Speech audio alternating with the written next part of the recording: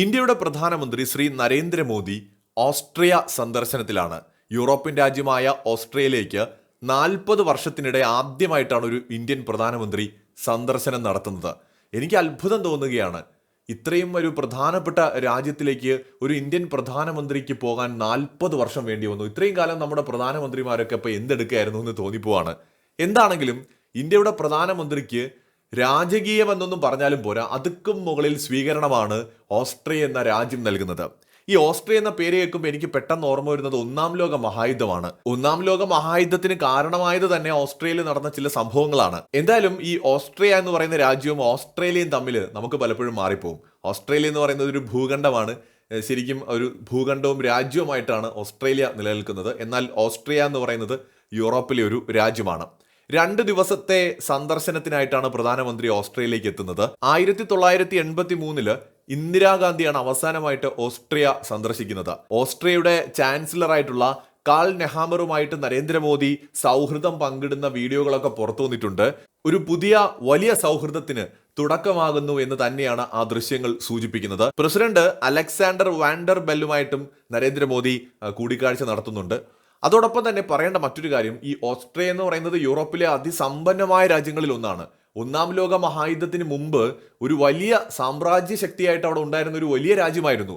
അന്നത്തെ പ്രധാനപ്പെട്ട 4 യൂറോപ്യൻ ശക്തികളിൽ ഒന്ന് ഓസ്ട്രിയ ആയിരുന്നു. അതിനുശേഷം ഒന്നാം ലോക മഹായുദ്ധത്തിൽ വലിയ തിരിച്ചടിയാണ് ഓസ്ട്രിയയ്ക്കും ജർമ്മനിക്കും ഒക്കെ ഉണ്ടാവുന്നത്.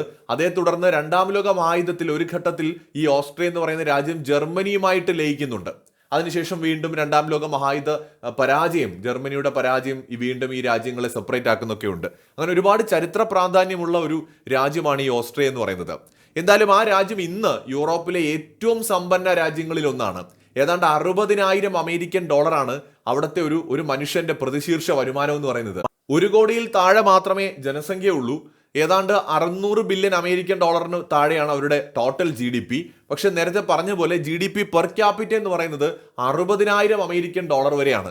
ഇന്ത്യയുടേത് പരമാവധി ഒരു പെർ ക്യാപിറ്റ എടുത്താൽ ഒരു $3,000 താഴെയുള്ളൂ. അപ്പോൾ നമ്മളെക്കാൾ എത്രത്തോളം പെർ ക്യാപിറ്റയുടെ കാര്യത്തിൽ അവർ മുന്നിലാണെന്ന് നോക്കൂ. അപ്പോൾ വളരെ സമ്പന്നമായ ഒരു രാജ്യമാണ്. ഇന്ത്യക്ക് വ്യാപാരത്തിൽ വലിയ രീതിയിൽ ബെനിഫിറ്റ് ഉണ്ടാകാൻ ഇടയുള്ള ഒരു കൂട്ടുകെട്ടായിരിക്കും ഇത്. വ്യാപാര രംഗത്ത് തന്നെയാണ് ഇന്ത്യ ഇത്തരം വലിയ സമ്പന്ന രാജ്യങ്ങളുമായിട്ട് ബന്ധമുണ്ടാക്കുമ്പോൾ ഇന്ത്യക്ക് ബെനിഫിറ്റ് ഉണ്ടാവുന്നത്.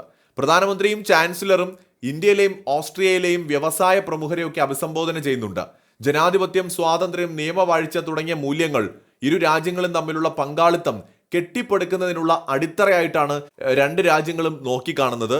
ഓസ്ട്രിയയുമായിട്ടുള്ള ഈ പുതിയ തുടക്കം ഇന്ത്യക്ക് എന്തുകൊണ്ടും ഗുണം ചെയ്യും. കാരണം ഓൾറെഡി നമ്മൾ യൂറോപ്പുമായിട്ട് വ്യാപാര ബന്ധം മെച്ചപ്പെടുത്താനുള്ള ചർച്ചകൾ പുരോഗമിക്കുകയാണ്. അതോടൊപ്പം തന്നെ നമ്മുടെ India middle east Europe economic കോറിഡോറിന്റെ ഭാഗമാണ് യൂറോപ്പ്. എല്ലാ അർത്ഥത്തിലും വളരെ പുരാതന കാലം തൊട്ടേ ഉണ്ടായിരുന്ന യൂറോപ്പും ഇന്ത്യൻ സബ് കോണ്ടിനെന്റും തമ്മിലുള്ള റിലേഷൻ കൂടുതൽ മെച്ചപ്പെട്ട നിലയിലേക്ക് ഇന്നായിരിക്കുകയാണ്. ഇന്ത്യൻ ഉപഭൂഖണ്ഡത്തിലെ ഏറ്റവും പ്രധാന രാജ്യമെന്ന നിലയിൽ ഇന്ത്യ യൂറോപ്പുമായിട്ടുള്ള ബന്ധം മെച്ചപ്പെടുത്തുകയാണ്. അപ്പോൾ അതിൻ്റെ കൂടി ഭാഗമായിട്ടാണ് ഓരോ രാജ്യങ്ങളുമായിട്ടുള്ള ബന്ധവും ഇന്ത്യ വളരെ ശക്തമാക്കി മാറ്റിക്കൊണ്ടിരിക്കുന്നത്. പ്രധാനമന്ത്രി നരേന്ദ്രമോദിയെ സ്വീകരിക്കാൻ വളരെ വലിയ ഒരുക്കങ്ങളാണ് ഓസ്ട്രിയയിൽ കാണാൻ സാധിക്കുന്നത്. അതോടൊപ്പം തന്നെ ഓസ്ട്രിയൻ പൗരന്മാർ ഇന്ത്യയുടെ വന്ദേ മാതരം പാടി നരേന്ദ്രമോദിയെ സ്വീകരിക്കുന്ന ദൃശ്യങ്ങളും ഇതിനോടകം സോഷ്യൽ മീഡിയയിലടക്കം വൈറലായിട്ടുണ്ട്. ഇത് ഇന്ത്യക്ക് കിട്ടുന്ന ഒരു വലിയ അംഗീകാരമാണ്.